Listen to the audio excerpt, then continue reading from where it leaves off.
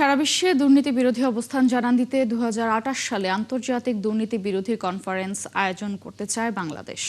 বৃহস্পতিবার সকালে সচিবালয়ে প্রধানমন্ত্রীর সঙ্গে বৈঠক শেষে একথা জানান টিআইবির নির্বাহী পরিচালক ডক্টর ইফতেখারুজ্জামান। 2 বছর পর পর অনুষ্ঠিত হওয়া এই কনফারেন্স আয়োজনে সরকার প্রধান ইতিবাচক বলেও জানান তিনি। এ সময় প্রধানমন্ত্রীকে দুদক পুনর্গঠনের আহ্বান জানান টিআইবি নির্বাহী পরিচালক।